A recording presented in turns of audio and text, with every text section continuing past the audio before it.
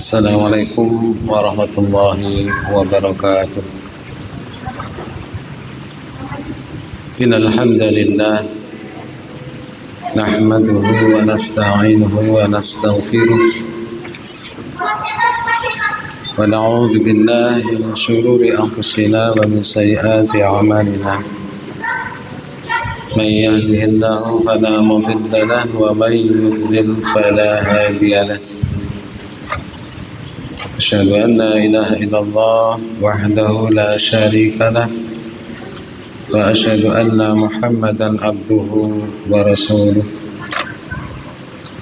اللهم صل على محمد هذا النبي الكريم نبينا محمد وعلى آله وأصحابه أجمعين. سبحانك لا علم لنا إلا ما علمتنا إنك أنت العليم الحكيم ولا حول ولا قوة إلا بالله العلي العظيم. رب اشرح لي صدري ويسر لي أمري واحلل عقدة من لساني يفقهوا قولي أما بعد. Alhamdulillah, kita bersyukur kepada Allah Subhanahu wa ta'ala. Salawat serta salam senantiasa tercurah kepada baginda Rasulullah sallallahu alaihi wasallam beserta keluarganya, sahabatnya, mudah-mudahan seluruh umatnya yang selalu beristiqomah untuk ittiba kepada beliau dengan melaksanakan sunnahnya, baik sunnah qauliyah, fi'liyah maupun tahririyah. Semoga kelak di akhirat kita senantiasa mendapatkan syafaat dari Allah Subhanahu wa ta'ala melalui Rasulullah sallallahu alaihi wasallam. Masyaallah muslimin rahimakumullah. Lanjutan kajian kita kemarin tentang adab kepada Allah Subhanahu wa ta'ala yang kita nukil bersama dari kitab Minhajul Muslim bagian yang ketiga. Jemaah rahimakumullah, sungguh sangat beradab apabila seorang hamba berlindung, bersandar, serta tawakal ilallah. Ini adalah salah satu adab seorang hamba kepada Allah Subhanahu wa ta'ala. Oleh karena itu, sebagai orang yang beriman, seyogyanya meminta, berdoa, berlindung, bersandar serta tawakal hanya kepada Allah Subhanahu wa ta'ala. Sebaliknya, sungguh tidak ada adab atau tiada beradab apabila seorang hamba meminta, bersandar, bahkan bertawakal selain kepada Allah Subhanahu wa ta'ala. Jemaah rahimakumullah, kenapa kita harus berlindung hanya kepada Allah Subhanahu wa ta'ala? Sekali lagi, karena tidak sedikit saudara-saudara kita bersandar, berlindung kepada selain Allah dan mereka tidak sadar bahwa itu adalah perbuatan syirik yang dosanya nomor wahid di sisi Allah Subhanahu wa ta'ala. Allah Subhanahu wa ta'ala telah menjelaskan di dalam surat Hud ayat 56. A'udzu billahi minasyaitonir rajim. Inni tawakkaltu 'ala Allah Rabbi wa rabbukum ma min dabatin illa huwa ahaitum binasihatiha Inna rabbi ala siratim mustaqim. Kata Allah Subhanahu wa ta'ala di dalam Al-Quran, sesungguhnya aku, kata Nabi, ya, bertawakal kepada Tuhanku dan Tuhanmu. Tidak satu pun makhluk yang bergerak di muka bumi melainkan dialah yang memegang ubun-ubunnya. Sungguhnya Tuhanku di jalan yang lurus. Inilah salah satu alasan kenapa kita harus berserah diri, bersandar hanya kepada Allah Subhanahu wa ta'ala. Ya. Karena tidak ada makhluk di atas bumi ini, baik di langit maupun di bumi, lepas dari genggaman Allah Subhanahu wa ta'ala. Karena itu di sini dijelaskan, dialah yang memegang ubun-ubunnya. Artinya kita ini adalah dengan genggaman dan kuasa Allah Subhanahu wa ta'ala.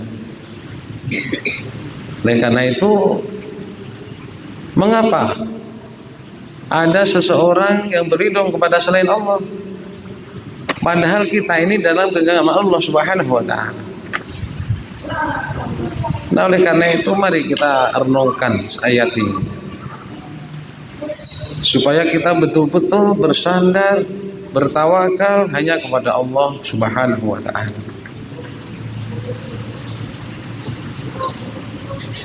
Jamaah rahimakumullah, kalau kita mengaku sebagai orang yang beriman, kita hanya bersandar kepada Allah, tidak ada selain Allah Subhanahu wa ta'ala. Di dalam Al-Quran, ya, surat Al-Maidah ayat 23 juga dijelaskan, wa 'alallahi fatawakkalu in kuntum mu'minin. Maka bertakwalah kamu hanya kepada Allah jika kamu orang-orang yang beriman dengan benar-benar iman kepada Allah Subhanahu wa ta'ala. Makanya ketika ada orang yang bersandar minta kepada selain Allah, patut dipertanyakan keimanannya. Padahal salah satu syarat masuk surganya Allah Subhanahu wa ta'ala adalah aman. Ya. Jadi ada dua syarat masuk surganya Allah, amanu wa amilus sholihat. Bukan banyaknya aman, akan tetapi kualitas aman. Sudah benarkah amal ini? Apakah betul niatnya karena Allah Subhanahu wa ta'ala? Apakah sudah sesuai dengan tuntunan Rasulullah Sallallahu Alaihi Wasallam? Nah, ini yang harus kita pikirkan bersama, ya. Jangan sampai nanti kita sudah merasa banyak amal, tapi tidak ada artinya, tidak ada nilainya di sisi Allah Subhanahu Wa Taala. Makanya al-ilmu qabla al-amal. Ya, ilmu itu sebelum beramal. Karena kalau kita rata-rata Pak beramal dulu baru berilmu. Kadang-kadang berilmu sambil beramal, itu masih lebih baik. Ya. Yang parah itu kalau sudah beramal tapi belum berilmu. Ya, ketika tahu bahwa ini aturan tidak sesuai dengan Allah dan Rasulullah SAW, terkejut dia dengan membantah berbagai alasan. Ya, saya pernah melihat di YouTube. Ini mohon maaf ini ya. Ya, ada debat. Ya, ada debat di YouTube. Ya, membahas tentang 7 hari, ya 40 hari, 100 hari dan seterusnya. Dia menyadari bahwa di dalam kitab-kitab salafus saleh, ya itu adalah semuanya mengatakan itu adalah bid'ah. Ada yang mengatakan bid'ah mungkarah, ada yang mengatakan bid'ah makruhah, macam-macam dapat ulama. Dan itu disadari. Tapi juga dia memberikan alasan. Apa alasannya? Katanya itu sudah turun menurun, ya, dilaksanakan oleh umat Islam. Sudah umum. Kalau nanti itu diberhentikan, itu dilarang, maka akan terjadi permasalahan di antara kita. Berarti dia lebih berat aturan manusia daripada aturan Allah Subhanahu wa taala. Jikalau kita orang beriman, kita hanya mengikuti, patuh dan taat hanya kepada Allah Subhanahu wa taala melalui Rasulullah sallallahu alaihi wasallam. Jamaah rahimakumullah. Kemudian bagaimana cara kita bersandar bertawakal kepada Allah Subhanahu wa taala? Ini sudah dicontohkan sejak zaman Rasulullah sallallahu alaihi wasallam. Pada zaman sahabat, pada zaman tabi'in, pada zaman Rasulullah sallallahu alaihi wasallam, murni semuanya minta berserah diri hanya kepada Allah Subhanahu wa taala. Tauhid yang paling murni adalah pada masa Rasulullah sallallahu alaihi wasallam dan para sahabat, kemudian diikuti para tabi'in. Tidak ada masalah. Ketika Rasulullah SAW masih hidup, semuanya bisa kita tanya kepada Rasulullah SAW. Ketika para sahabat beramal tidak sesuai dengan tuntunan Allah dan Rasul, langsung ditegur oleh Rasulullah SAW. Kita, Pak, sekarang siapa yang menegur? Tidak lain adalah berita atau hadis Al-Quran, ya, yang sampai kepada kita, ya, yang bersumber dari Rasulullah, kemudian sahabat, tabi'in, tabi'in, nabi sani dari yaumidin, ulama salaf sampai sekarang kepada kita. Ya. Nah, suatu ketika Rasulullah Shallallahu Alaihi Wasallam didatangi oleh salah satu sahabat dari Ansor,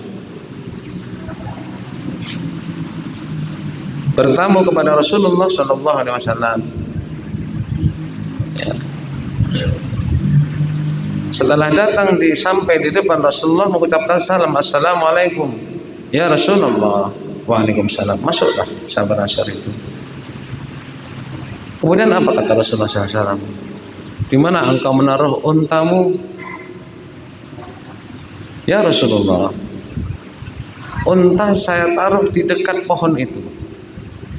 Saya biarkan karena ada Allah Subhanahu wa taala. Saya serahkan kepada Allah Subhanahu wa taala. Apa kata Rasulullah SAW? Aqilha wa tawakkal. Wahai sahabatku, tambat dulu, ikat dulu, baru berserah diri kepada Allah Subhanahu wa taala. Nah, oleh karena itu jangan langsung berserah diri kepada Allah Subhanahu wa taala. Ikhtiar dulu, usaha dulu. Ya. Karena apa? Karena Allah tidak akan merubah suatu kaum apabila kaum itu tidak mau merubah nasibnya sendiri. Wallahu fi auni akhi ma kana al-'abdu fi auni akhi.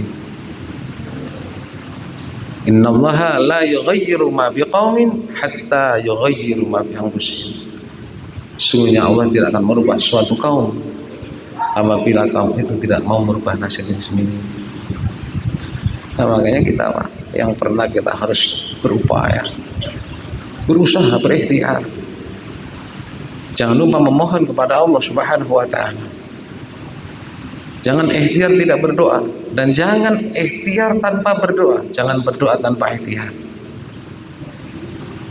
Berusaha dulu, pilih jalan yang menurut kita baik dengan memohon kepada Allah Subhanahu wa taala. Apapun yang terjadi, itulah ketentuan dari Allah Subhanahu wa taala. Nah, ini contoh ikhtiar, ya, pada zaman Rasulullah SAW. Tidak ada langsung diserahkan diri kepada Allah, tidak ada. Makanya seorang mukmin yang beradab, ya, sungguh sangat beradab apabila seorang yang beriman seorang hamba itu bersandar, kemudian bertawakal kepada Allah Subhanahu wa taala. Karena sekali lagi ya, kita ini adalah dalam genggaman Allah Subhanahu wa taala. Ya, dalam pengawasan, dalam kuasa Allah Subhanahu wa taala. Semua yang akan terjadi, yang sudah terjadi, itu semuanya sudah tertulis di Lauhul Mahfuz. Bahkan kata Rasulullah SAW, ketentuan makhluk, baik yang terjadi maupun yang sudah terjadi, ya 50.000 tahun sudah tertulis sebelum Allah ciptakan langit dan bumi. Kewajiban kita adalah berusaha dan berdoa dan berserah diri kepada Allah. Kalaupun Allah mau merubah takdir, itu adalah kehendak Allah Subhanahu wa taala. Karena Allah itu maha berkehendak. Kita tidak bisa. Siapapun tidak bisa. Bahkan nabi, malaikat tidak bisa merubah. Semuanya adalah yang berkehendak hanya Allah Subhanahu wa taala. Nah, ini adalah salah satu ya ikhtiar dan tawakal kepada Allah Subhanahu wa taala. Kemudian pada zaman Umar ya terjadi kemarau yang sangat panjang. Kemarau yang sangat panjang. Oleh karena itu Umar bin Khattab mendatangi Abbas bin Abdul Muthalib. Apakah mereka itu berdoa melalui Rasulullah SAW? Tidak.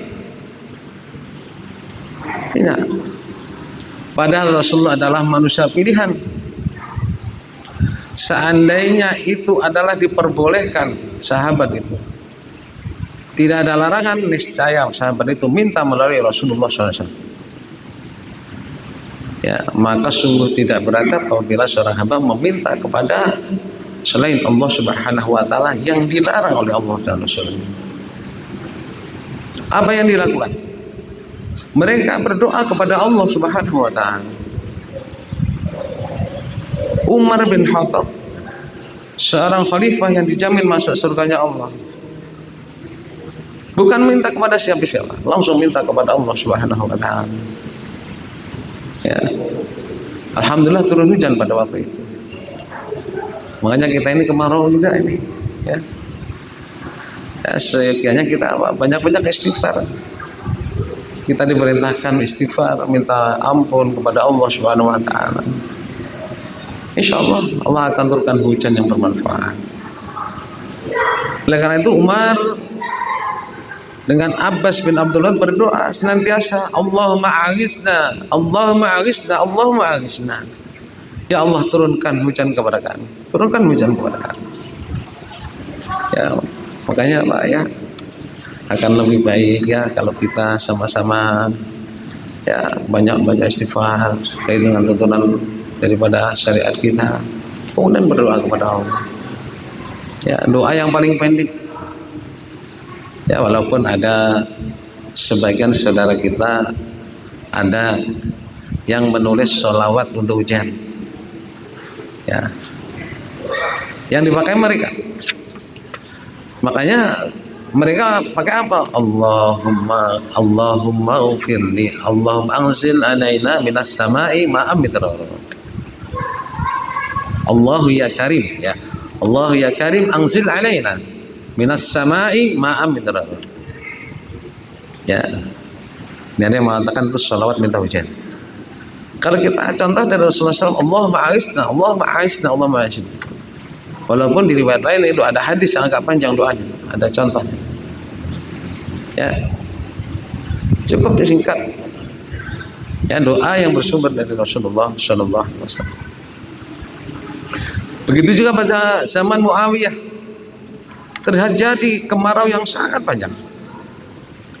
Ya, kemudian Muawiyah mendatangi Yazid.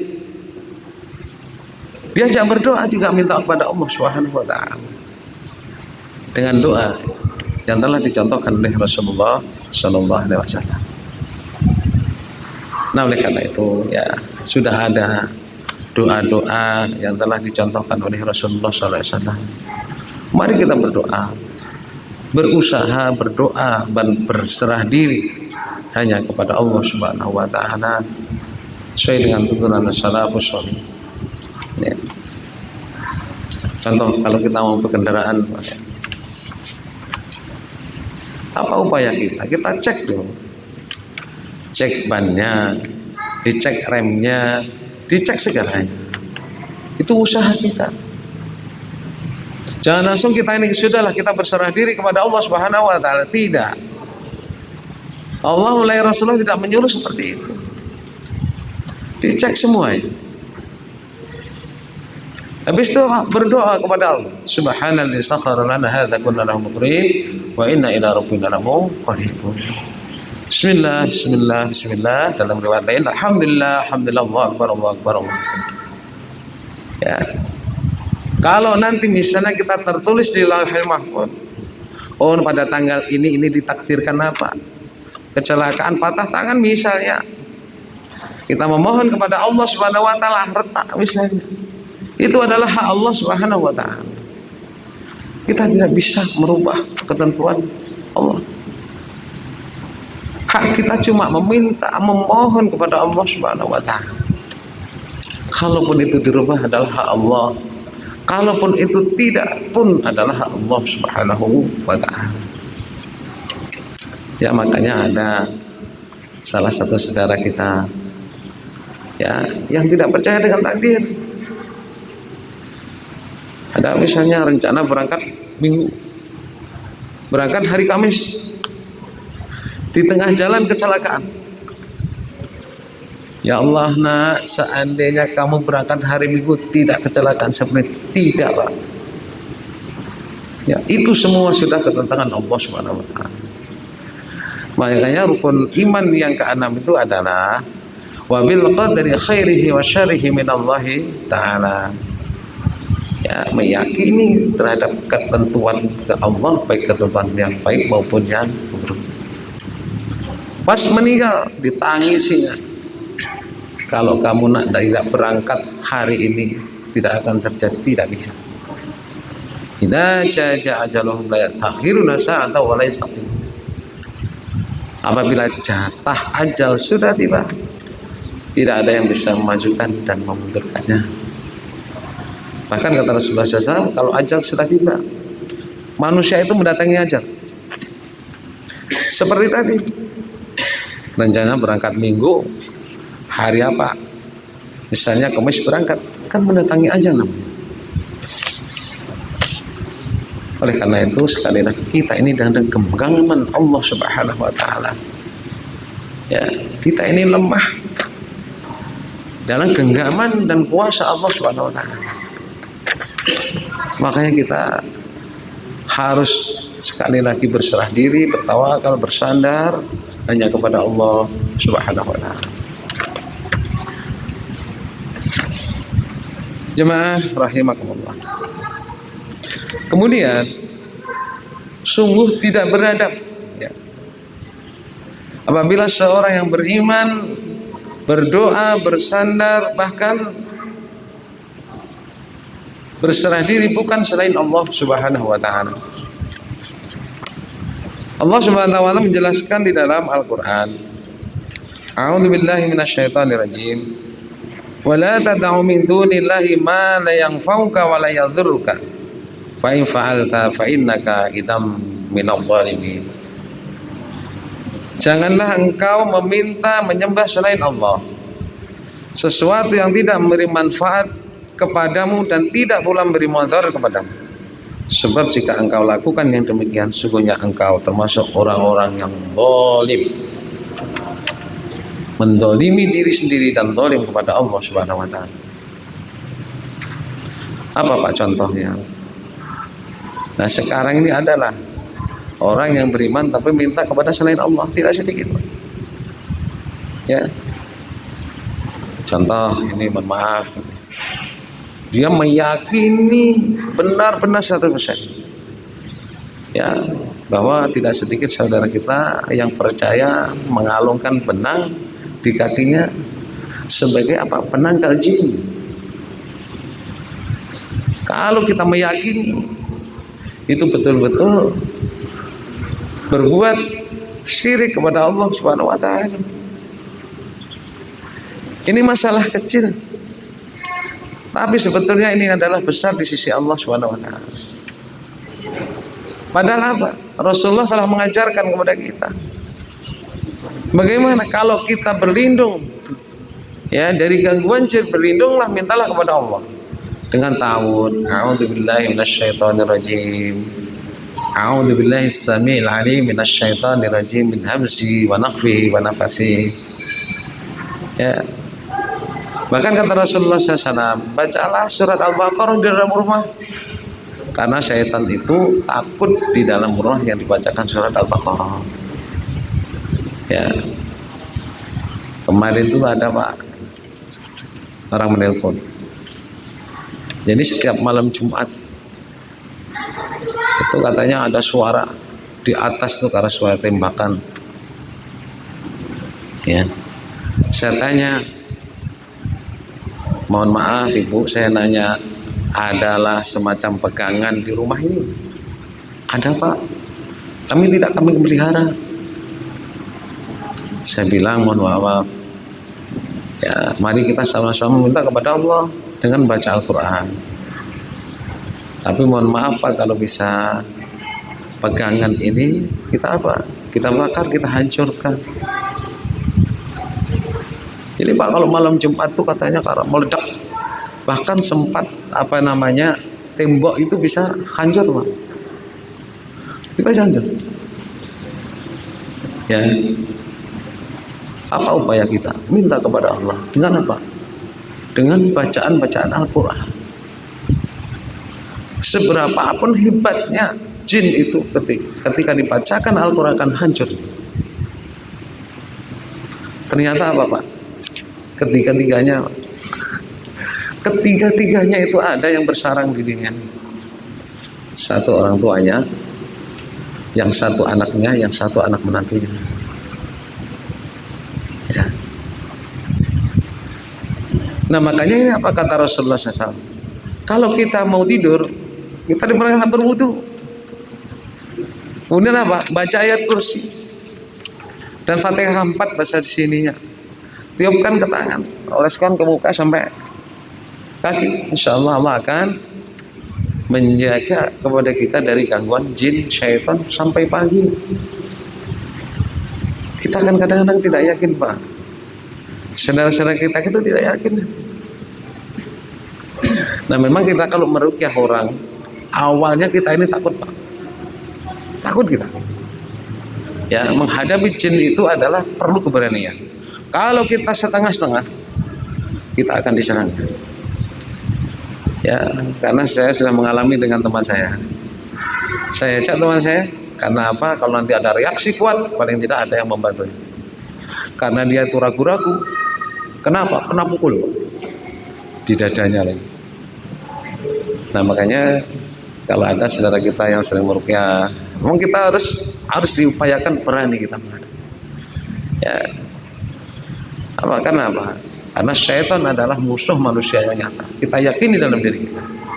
Dan dia akan lemah ketika berhadapan dengan kalam Allah Subhanahu wa taala. Nah, kemudian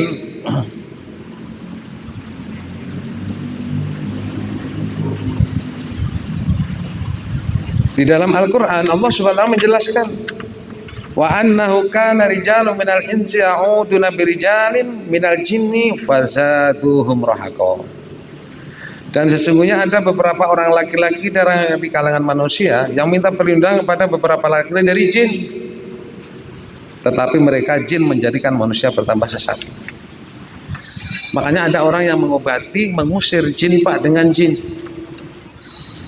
Kalau ruqyah mengusir jin dengan wahyu Allah, dengan Al-Quran. Ya, hati-hati Pak, tidak sedikit ya orang yang berdandan sebagai ustaz, ya kiai, dia mengusir jin dengan jin. Ini sudah disabdakan, sudah difirmankan oleh Allah Subhanahu wa taala. Dan dia akan bertambah sesat ketika dia bersekutu dengan jin.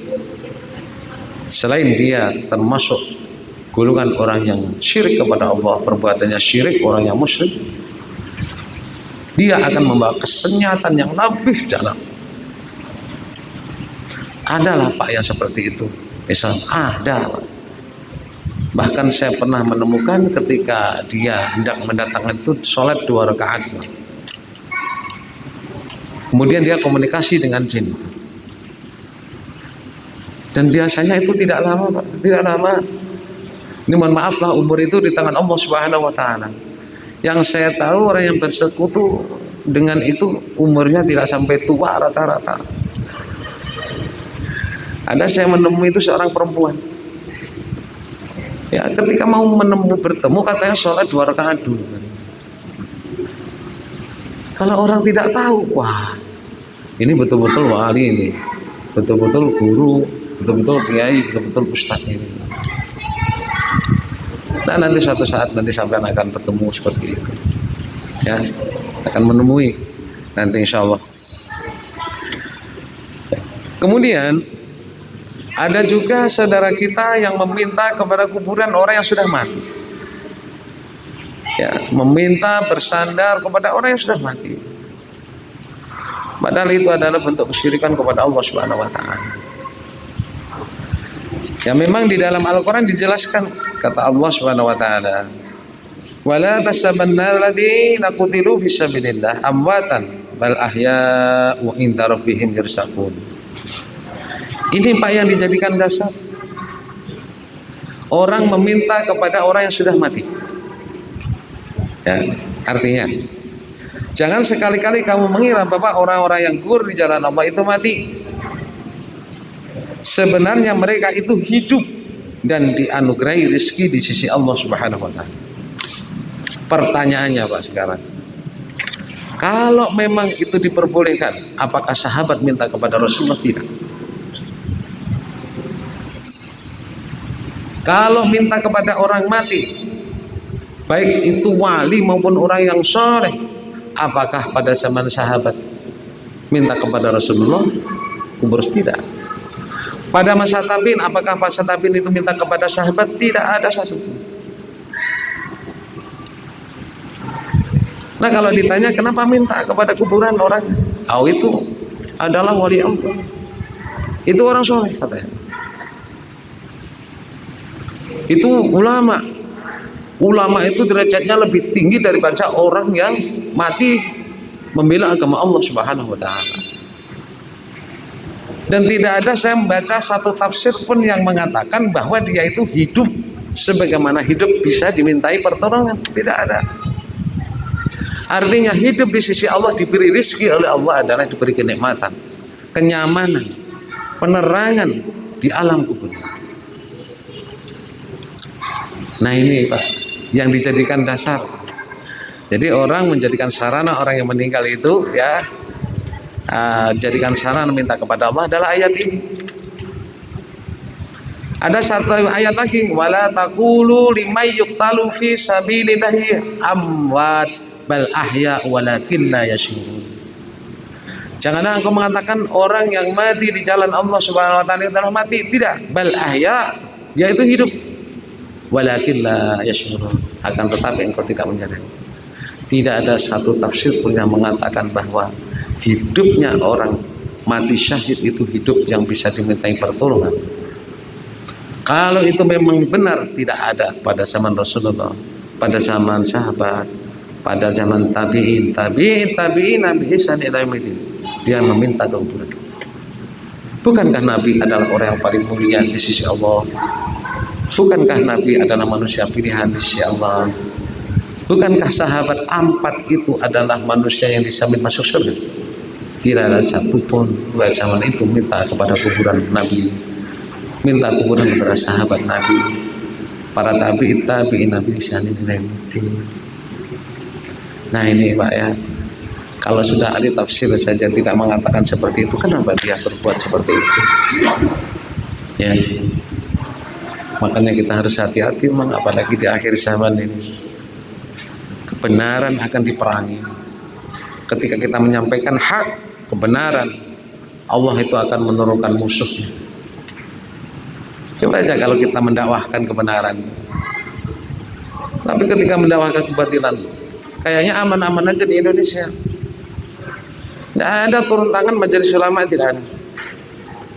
Ya, walaupun pemahaman itu sesat dan menyesatkan. Ya, bahkan barusan saya melihat orang yang membolehkan meminum dengan membawa ayat Al-Quran itu adalah orang yang khilaf. Itu harus dimaklumi. Ada Pak yang seperti itu dari majelis ulama dengan membawa Al-Quran, ayat Al-Quran. Nah, ini adalah kenyataan kita pada saat sekarang. Dia ini dua ayat ini yang dijadikan Tuhan. Dia itu hidup. Ya. Nah, oleh karena itu tidak sedikit orang yang minta kepadanya. Ya. Kalau ditanya, kami tidak minta kepada kuburan. Persis pada zaman jahiliyah. Kami tidak meminta kepada patung, tidak. Meminta juga kepada Allah. Sama seperti sekarang, Pak. Kami cuma minta tolong disampaikan kepada Allah, katanya. Dia yang lebih patut minta kepada Allah.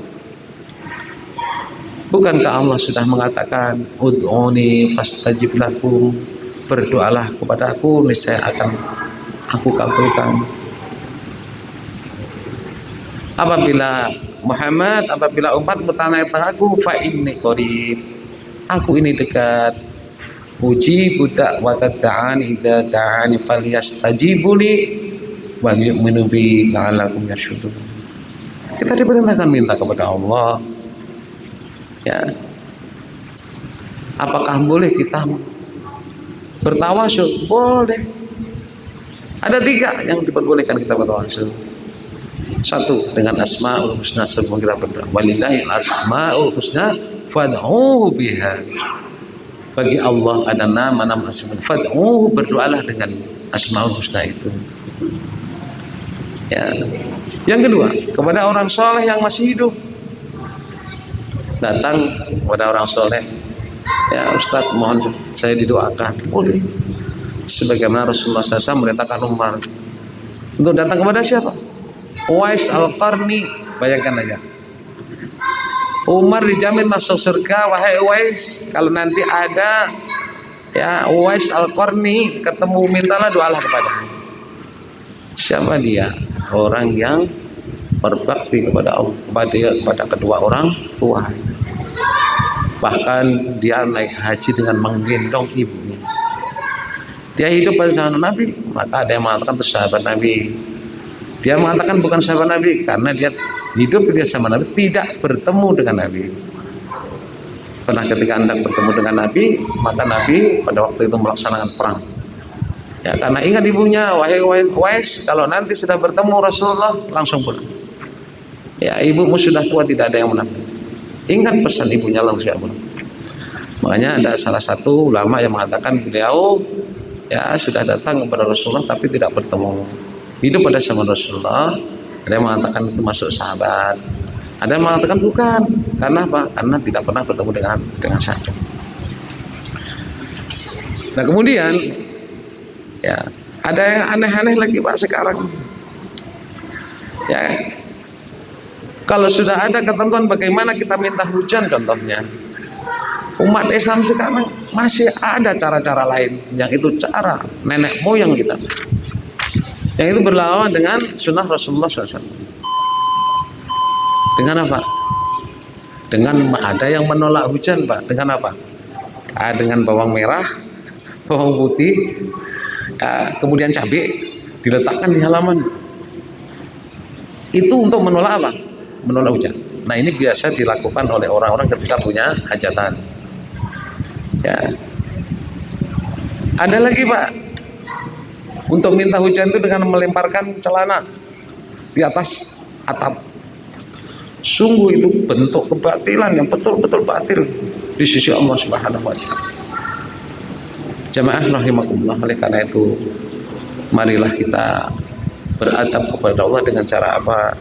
Dengan cara memohon, berlindung, berserah diri hanya kepada Allah. Sungguh tidak beradab kepada Allah apabila kita bermohon, bersandar, bertawakal kepada selain Allah Subhanahu wa taala. Demikian yang saya sampaikan. Ya. Insyaallah kita lanjutkan di kesempatan yang akan datang. Wallahu a'lam. Subhanakallahumma bihamdika asyhadu an la ilaha illa anta astaghfiruka wa atubu ilaik. Assalamualaikum warahmatullahi wabarakatuh.